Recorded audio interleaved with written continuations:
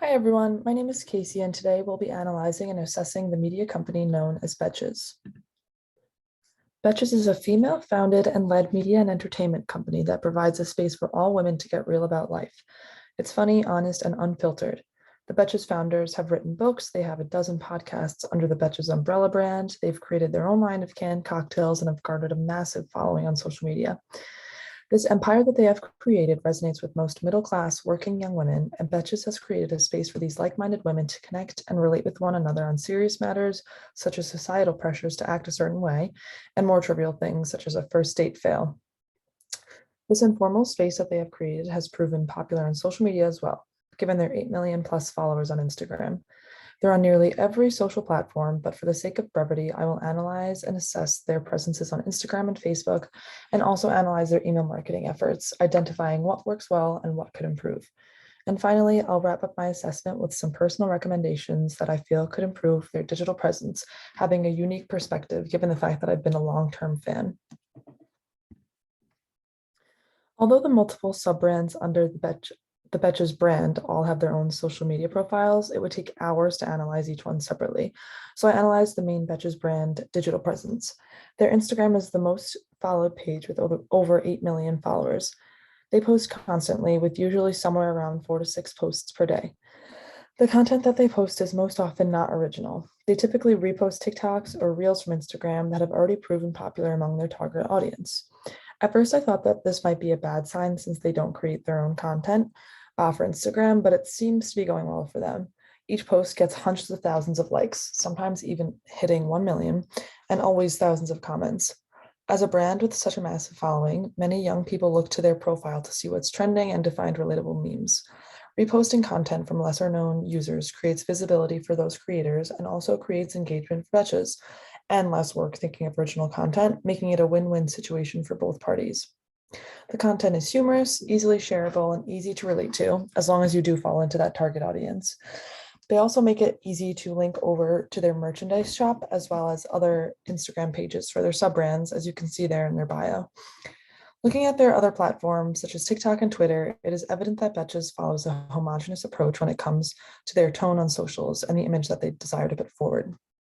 They do a great job of utilizing Instagram to meet their followers where they are. The Betches Facebook page was sort of a no man's land, even though it has over 400,000 followers.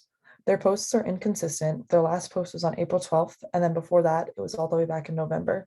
They don't use recycled content for their Facebook page, but rather post mostly links to their articles on their website. After seeing how well that their Instagram page was doing with recycled content, I almost wish they took that same route with Facebook as well. Their posts garner very little attention, with usually only a handful of likes and comments. I also found some broken links on their page, as you can see here on the right side. Most of the posts link out to blogs such as on their website, and while I'm unable to see how many viewers and how much traffic their articles generate, I can assume that it's way less traffic than they get to their podcasts and other social channels. As a brand that wants to foster community for women, they aren't creating much of an opportunity or even a desire to do so with their current Facebook strategy. However, I will not get ahead of myself and will instead save my recommendations for the end. Betches also utilizes email marketing, specifically subscription newsletters, to engage with their audience and drive traffic. The newsletters include a catchy subject line that typically either name drops a celebrity or mentions whatever's at the forefront of pop culture news for the week. Newsletters go out 1 to 2 times per week and contain a wealth of information about the company's podcasts, what's new in pop culture, fun things to do, and things to purchase, all kinds of topics that would appeal to their audience. Each newsletter has a section titled something along the lines of try this or buy this or start your weekend off right, with affiliate links to different products. Sometimes the affiliate link partnership is clear, like in the above examples for Stanley's Hydration Collection and Natural Cycles. But sometimes it's a little bit more subtle, and sometimes they just simply advertise their own merchandise, such as the winter beanie pictured above. They also include special discount codes and calls to action every now and then that would only be able to be utilized if you were subscribed to these newsletters. The newsletter is bright and colorful, full of copy that reflects the tone and voice consistent of their Instagram and TikTok presences as well. Everything in the newsletter appears to be in compliance with CAN-SPAM as well. They're not using any false, deceptive, or misleading headlines. They clearly state the address which they are located, and they make it super, super simple to opt out of emails if the receiver so desires. So, given all of that, how can Betches improve their digital presence? So, because the main goal of their brand is creating a space for like minded women to banter, I think there's a golden opportunity for them to take advantage of their Facebook presence and actually create that space for all of these women to connect. It's hard to do that through Instagram or TikTok comments, but Facebook would allow the brand to really foster that environment and create a forum for which women could connect. Hosts of the podcast could pose questions to their Facebook fans, instigating conversations in the comment section. In general, they could also just improve their overall Facebook page. At the moment, it's kind of hard to pinpoint what the goal of the Facebook page even is. But based on the engagement, I would say that there's definitely room for improvement and experiment with creative ideas. There are plenty of Facebook groups for fans and followers of different shows, movies, podcasts, books, people, you name it. It feels like a waste of a platform, especially given the nearly 500,000 followers it has.